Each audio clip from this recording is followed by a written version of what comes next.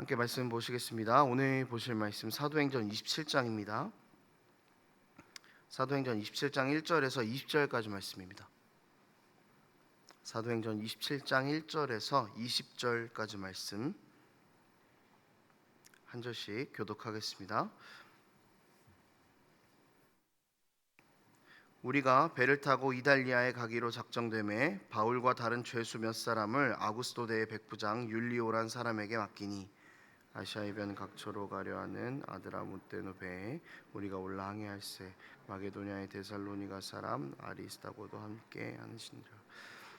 이튿날 시돈에 대니 율리오가 바울을 친절히 대하여 친구들에게 가서 대접받기를 허락하더니 또 거기서 우리가 떠나가다 맞바람을 피하여 쿠브로 해안을 의지하고 항해하여 길리기아와 밤빌리아 바다를 건너 루기아의 무라시에 이르러 백부장이 이달리아로 가려 하는 알렉산드리아 배를 만나 우리를 오르게 하니 배가 더디가 여러 날 만에 간신히 니도 맞은편에 이르러 풍세가 더 허락하지 아니하므로 살문의 앞을 지나 그레데 해안을 바람막이로 항해하며 간신히 그 연안을 지나 미앙이라는 곳에 이르니 라세아시에서 가깝더라. 여러 날이 걸려 금식하는 절기가 이미 지났으므로 항해하기가 위태한지라 바울이 그들을 권하여 여러분이여 내가 보니 이번 항해가 화물과 배만 아니라 우리 생명에게 많은 타격과 많은 손해를 끼치리라 하되 백부장이 선장과 선주의 말을 바울의 말보다 더 믿더라. 그 항구가 겨울을 지내기에 불편하므로 거기서 떠나 아무쪼록 베닉스에 가서 겨울을 지내자 하는 자가 더 많으니 베닉스는 그레데 항구라. 한쪽은 서남을 한쪽은 서북을 향하였더라. 남풍이 순하게 불매 그들이 뜻을 이룬 줄 알고 닻을 감아 그레데 해변을 끼고 항해하더니 얼마 안 되어 섬 가운데로부터 유라굴로라는 광풍이 크게 일어나니 배가 밀려 바람을 맞추어 갈 수 없어 가는 대로 두고 쫓겨 가다가 가우다라는 작은 섬 아래로 지나 간신히 거류를 잡아 끌어올리고 줄을 가지고 선체를 둘러감고 스르디스에 걸릴까 두려워하여 연장을 내리고 그냥 쫓겨 가더니 우리가 풍랑으로 심히 애쓰다가 이튿날 시궁들이 짐을 바다에 풀어버리고 사흘째 되는 날에 배의 기구를 그들의 손으로 내버리니라. 여러 날 동안 해도 별도 보이지 아니하고 큰 풍랑이 그대로 있음에 구원의 여망마저 없어졌더라. 바울이 이제 최종 목적지인 로마를 향해서 가고 있습니다. 이제 로마에 가게 돼서 가서 복음을 전하게 될 것이다라는 그 하나님의 약속이 이제 이루어져가는 그 순간을 맞이하고 있습니다. 백부장과 함께 로마로 출발하는 항해길에 오릅니다. 8절까지의 항해길은 어려움이 있기는 했지만 그래도 중대한 문제까지는 아니었습니다. 가이사랴에서 시돈으로 가서 백부장의 배려로 바울은 시돈에 있는 그리스도인들과 교제한 것처럼 보이고요. 이후 미항이라는 곳에 도착했습니다. 여기도 날씨가 좋지 않아서 겨우겨우 정박했습니다. 그리고 심지어 이곳에서는 금식절기를 지키느라 더 이상 선원들이나 모두가 힘을 낼 수 없이 그렇게 지쳐간 상황이었습니다. 바울은 전도 여행을 다니면서 배를 참 많이 탔던 사람입니다. 그렇게 항해를 정상적으로 할 수 없다라는 그런 판단을 내렸습니다. 그래서 사람들에게 이번 항해가 우리에게 참 어려운 일이 될 것이기 때문에 이 항해를 멈춰야 된다라고 이야기를 했습니다. 하지만 백부장은 항해를 지속하자고 이야기를 하죠. 다시 항해를 시작했습니다. 처음에는 좋은 바람이 불어서 이상이 없을 줄 알았는데 유라굴로라고 하는 큰 광풍이 일어났습니다. 그래서 배를 단단하게 하고 짐을 버리고 이런 어려운 상황 가운데 있는 모습을 좀 본문의 마지막 부분에서 그리고 있습니다.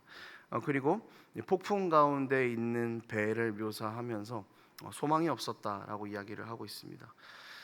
바울이 이제 로마로 가기 시작하니 항해의 첫 부분인데요. 이 가운데에서 우리 또 주님께서 주시는 은혜들을 누리는 시간이 되었으면 좋겠습니다. 사도행전 27장까지 왔습니다. 이제 사도행전 마지막을 향해서 가고 있는데요.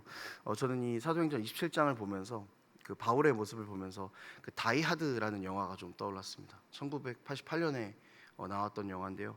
웬만해서는 죽지 않는 그 브루스 윌리스의 이야기인데 사도행전이 마지막을 향해 가고 27장까지 사도행전을 읽으면서 가장 놀라운 부분 중 하나가요. 사실은 바울은 여기까지 어떻게 살아있지? 라는 생각이었습니다. 그러니까 매를 맞고 뭐 종교 지도자들에게 미움을 받고 감옥에 갇히고 또 오늘 본문대로라면 바다 위에서 큰 풍랑을 만났습니다. 그러니까 바울의 이야기를 보면은 복음을 전한 부분들도 굉장히 많은데 그 사이사이에 같은 그리스도인들에게 환대를 받은 부분도 있기는 하지만 보면 핍박받은 내용도 만만치 않게 엄청나게 많습니다. 이게 그런 어려움들을 계속 겪고 바울이 여기까지 왔는데 이제 그 마지막 종착점으로 가는 가운데 풍랑을 만나는 거죠. 엄청나게 큰 풍랑이었습니다. 특히 이 풍랑은요, 바울이 겪었던 사건들 중에서 목숨을 잃을 가능성이 가장 높은 사건이었을 것입니다. 가장 절망적인 상황이죠. 죽을 만큼 맞아도 어쨌든 일어나서 회복하면은 되는 것이고, 뭐 때로는 조심스럽게 도망을 가보기도 하고 이제 조금씩 그런 방법들이 있었는데 바다 한가운데 빠져버리면 이렇게 살아나올 수 있는 방법이 전혀 없지 않습니까?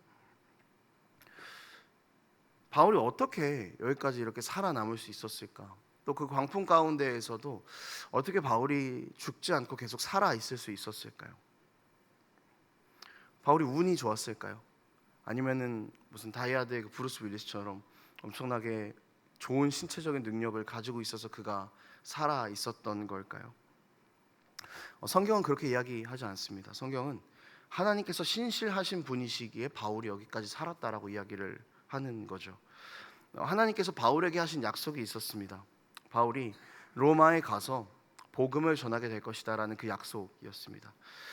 이 약속이 성취되기까지 그 약속에 신실하신 하나님께서 바울의 삶을 이끌어 가신 거죠. 그 가운데에서 바울이 죽지 않았던 것입니다. 바울이 어떻게 복음을 전하는데 정말 자신의 목숨까지도 아끼지 않았을까를 생각해 보면 이 신실하신 하나님의 약속을 믿었기 때문인 것이죠. 기꺼이 로마에서 복음을 전하게 될 것이다라는, 가까이에서는 로마에서 복음을 전할 것이다라는 그 약속을 믿었고, 궁극적으로는 영원한 하나님의 나라가 자신에게 약속되었다라는 것을 바울은 믿었기 때문입니다. 이것을 붙잡고 살았던 바울은 하나님께서 단순하게 살리신 것뿐만 아니라 함께 하시고 위로하신 그 모든 것들을 다 경험했습니다. 때로는 음성으로 위로하셨고 수많은 동역자들을 통하여서 바울을 하나님께서 위로하셨습니다. 그러니까 바울이 얻었던 위로, 그러니까 바울이 여기까지 살아있는 이유는요, 그러니까 하나님의 신실하심 아래에서 바울이 경험한 것들이죠. 그러니까 하나님의 그 약속, 그 신실하심을 붙잡고 끝까지 달려갔던 그 바울에게 주어진 가장 큰 특권은 하나님의 동행하심이었다라는 것입니다. 힘들고 괴로웠겠지만 그래도 그 가운데에서 하나님께서 자신의 삶을 인도하시는 것을 경험했습니다. 하나님께서 신실하신 분이시기에 그 로마에서 복음을 전하게 될 것이라는 그 계획에는 변함이 없었을 것입니다. 그러니까 그 약속을 따르는 바울의 삶은 하나님의 신실하심 아래에서 그분의 동행을 정말 충분하게 누렸던 것이죠. 사실 바울이 고난을 당하지 않았으면 어땠을까라는 그런 생각도 해봅니다. 복음을 위해서 고난받는 이 모습이 책으로만 봐서 그렇지 사실 그 모습이 얼마나 괴로웠겠습니까? 그래서 우리 입장에서 보기에는 이 모습이 참 안타까워 보이기도 하죠. 그런데 여러분, 중요한 것은요, 이 바울의 모습이요, 우리의 모습이기도 해야 한다라는 것입니다. 우리는 영원한 하나님 나라에 대한 약속을 받은 사람들입니다. 그리고 그 나라에 들어가게 될 것이라는 약속을 받은 사람들입니다. 바울에게는 로마에 가서 복음을 전하게 되는 것이 약속이었죠. 우리에게는 각자 속한 영역 가운데에서 복음을 전하는 것이 약속이라는 것입니다. 우리에게는 고난이 따를 것입니다. 바울에게도 그랬던 것처럼요. 바울이 로마를 향해 가면서 그 전까지 막 얼마나 많은 고난을 당했습니까? 하나님 그냥 바울에게 있는 고난을 좀 면제시켜주면 안 되겠습니까? 라는 그런 생각이 들 정도로 정말 많은 고난을 받았습니다. 또 바울의 삶을 또 드라마나 영화로 만든다면은 복음을 전하는 순간들보다 매를 맞는 순간들이 훨씬 더 많을 것이다 라는 그런 생각도 듭니다. 바울에게는 고난이 면제되지 않았습니다. 여러분, 예수를 믿는 우리의 삶에서요, 그 복음을 전하는 그리스도인으로 살아가는 우리의 삶에서요, 아무리 우리가 믿음에 충실한 삶을 산다고 해도 고난이 면제되지는 않습니다. 우리가 받는 이 고난들은 궁극적으로 늘 사는 문제와 연결되어 있습니다.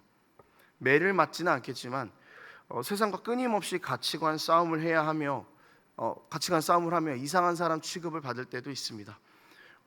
남들은 다 그냥 눈 감고 얻는 것들을 포기해야 할 때도 있습니다. 경제적인 손실이 올 때도 있겠습니다. 때론 사람과의 관계에서 더 참아야 할 때도 있습니다. 여러분, 그리스도인으로 하루하루를 살아낸다라는 것은요, 생각보다 훨씬 더 큰 무게감입니다. 이 무게감을 알기 때문에 어떤 사람들은 자신이 예수를 믿는다는 것을 숨기기까지 합니다. 굳이 이야기하지 않습니다. 왜냐하면 이야기하면 피곤해지기 때문이죠. 무게감이 생기기 때문입니다. 고난은 피해가겠다는 거죠. 예수 믿을 때 오는 손해는 피해가겠다라는 것입니다. 하지만 여러분, 그리스도인들은요, 복음 때문에, 복음을 지키기 위해서, 복음을 전하기 위해서 삶을 사는 그 고난 안에서 하나님의 신실하심과 동행하심을 발견합니다. 하나님께서 세상 끝날까지 하나님 나라를 전하는 우리를 보호하신다는 그 하나님의 신실하심 아래에서 우리는 하나님의 동행하심을 반드시 발견하게 된다라는 것입니다. 그래서 우리는 고난을 마주하는 태도가 완전히 다른 것이죠. 단순하게 힘든 것이 아니라, 단순하게 피해가고 싶은 것이 아니라, 하나님의 동행하심이 선명하게 있는 곳이 고난의 자리라는 것을 아는 것. 여러분, 그것이 그리스도인들의 삶입니다. 그러니까 우리는 기꺼이 늘 고난에 동참하는 것이죠. 그러니까 복음을 전하는 삶에 늘 우리가 서 있는 것 아니겠습니까? 여러분, 복음을 전하는 우리의 모든 삶에서요, 사실 버틸 힘은 우리에게 있는 것이 아닙니다. 그것을 버틸 힘은 우리에게 없지만 버틸 수 있도록 힘을 주시고 동행하시는 하나님께서 계시니 우리는 그 복음에 기꺼이 동참하는 것이죠.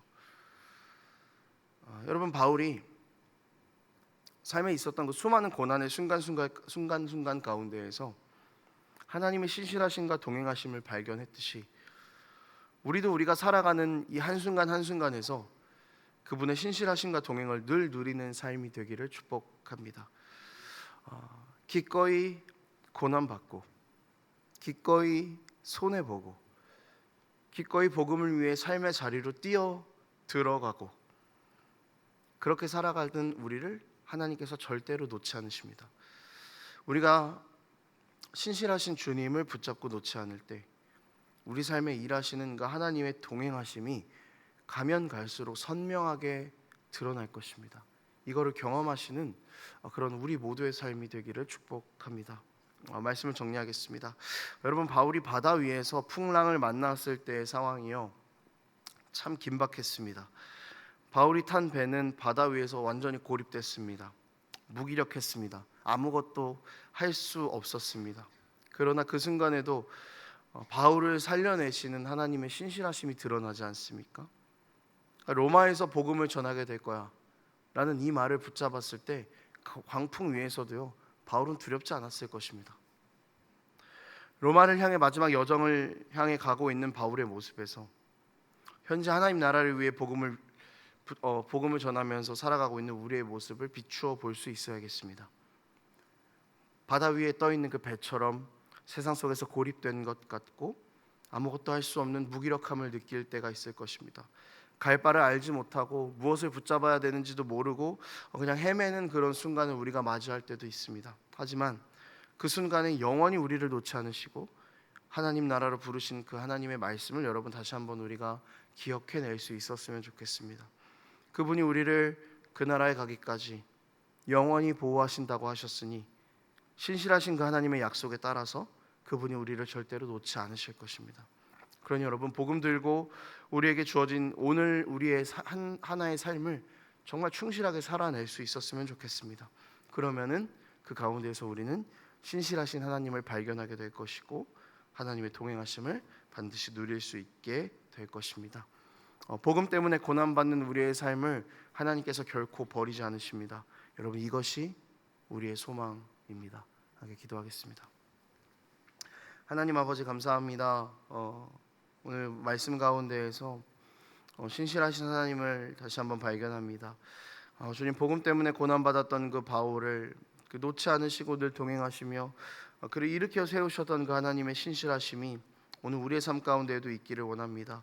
하나님, 우리가 복음을 위해서 고난받고 복음을 위해서 기꺼이 손해보고 복음을 위해서 살아가는 우리의 모습이 되기를 원하고, 그렇게 살아가는 우리 모습의 한순간순간들 가운데에서 하나님의 동행하심을 짙게 경험해 나가는 그런 우리의 삶이 될 수 있도록 아버지 붙잡아 주시옵소서.